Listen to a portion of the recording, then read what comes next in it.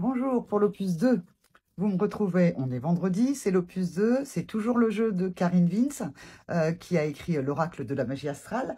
Je me suis rendu compte que dans l'opus 1, j'avais pas pris le livre. Peut-être que là, en fait, je vais vous tirer une carte pour le masculin, une carte pour le féminin et je vais lire ce qu'il y a sur les cartes. Parce que moi, je n'utilise pas vraiment les livrets, mais pour certains d'entre vous, eh bien, c'est peut-être important. Alors, on y va pour le masculin.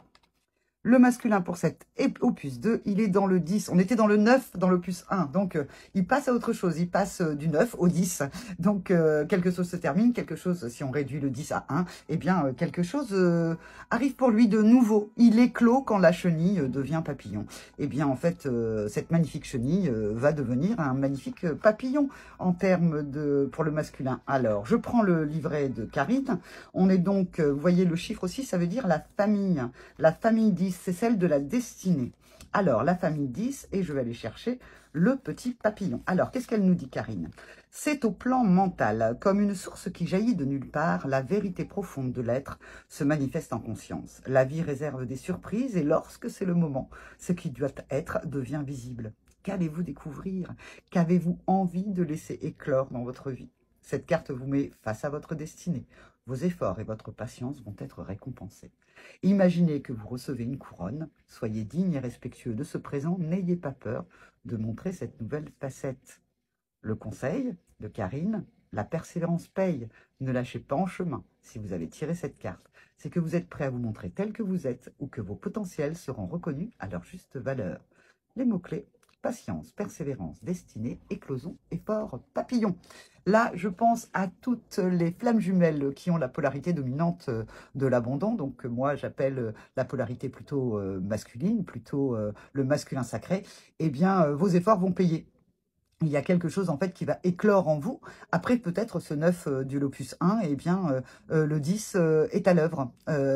Et vous allez pouvoir éclore comme un papillon. Quoi de beau, quoi de non, papillon. Quoi de beau, plus beau qu'un papillon qui vole. Il amène comme ça une espèce de légèreté, de beauté. Et puis, j'y vois l'envol. Le masculin s'envole. Pendant ce temps-là, que fait le pôle féminin?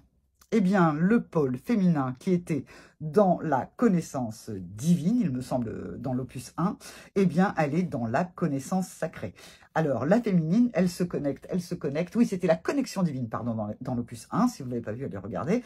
Et bien là, elle est dans la connaissance sacrée. Alors, on va aller regarder. C'est la famille 9, c'est elle qui passe en 9, qui passe donc à quelque chose, peut-être qu'elle va, grâce à la connaissance sacrée, terminer. Alors, la connaissance sacrée, comprendre et découvrir. On est là aussi sur le plan mental. Donc, pour les deux, c'est le plan mental. La connaissance passe par la transmission orale ou écrite. Cette carte insiste sur le besoin d'apprendre et surtout de comprendre. Réfléchissez à ce que vos parents vous ont transmis au niveau religieux, spirituel. À quoi croyez-vous dorénavant? Votre lien au sacré a-t-il évolué? Comment et pourquoi?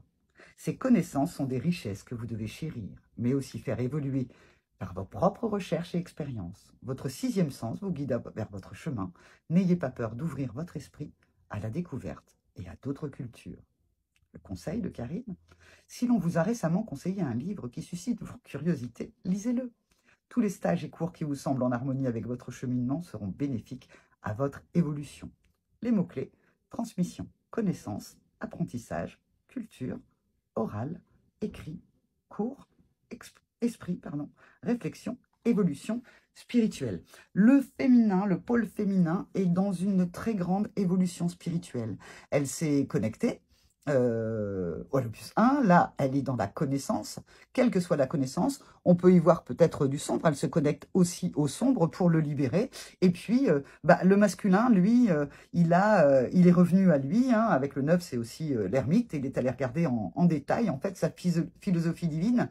Qu'est-ce qu'il désire? Quelles sont ses valeurs? Et puis là, il peut éclore parce que, en fait, il s'est reconnecté à ce qu'il est en termes de valeurs. Voilà, l'opus 2 est terminé. Je vous dis à vendredi prochain pour un nouvel opus, l'opus 3, avec les cartes de Karine. Au revoir.